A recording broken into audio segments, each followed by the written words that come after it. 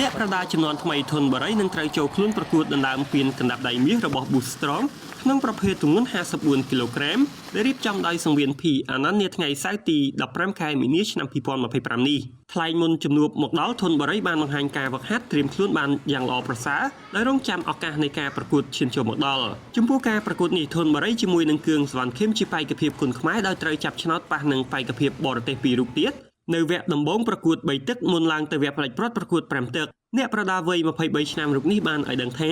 សម្រាប់សមាជិកកីឡាករបរទេសមិនធ្លាប់ស្គាល់នោះទេប៉ុន្តែកីឡាករគុនខ្មែរគឿងសវណ្ណខេមធ្លាប់ប៉ះគ្នាម្ដងដោយការនោះចាញ់ត្រឹមពិន្ទុទាំងមិនអស់ចិត្តយ៉ាងសុទ្ធស្វែងនិងជាការប្រកួតដ៏តានតឹងបំផុតតាំងពីគេចូលប្រឡូកអាជីពជាអ្នកប្រដាល់បរិយបានបញ្ជាក់ថាចំពោះការប្រកួតដណ្ដើមពាននៅសង្វៀន P អានន្ទលើកនេះសំខាន់ឆ្លងផុតកីឡាករបរទេសជាមុនសិន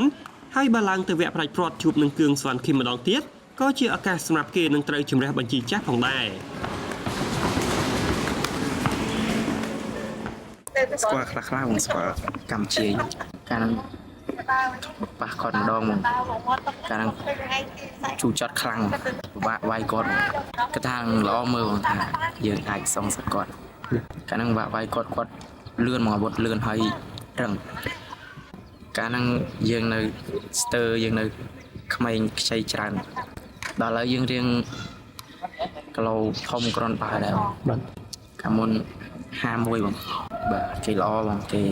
ធ្លាប់ទៅក្រៅស្រុកធ្លាប់ឈ្នះពានឈ្នះខ្សែក្បាត់ច្រើនតែខ្ញុំដូចជាអត់ទេបងប៉ះគេល្អ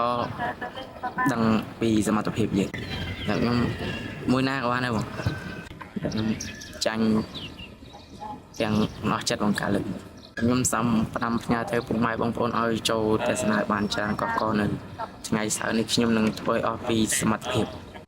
ធនបរិយជាកីឡាករគុនខ្មែរវ័យក្មេងមួយរូបកំពុងលេចធ្លោនៅក្លឹបមជ្ឈមណ្ឌលកីឡាកងយុទ្ធពលខេមរៈភូមិន្ទក្រោមការបង្វឹករបស់អតីតជើងខ្លាំងគុនខ្មែរលោកធុនសុភា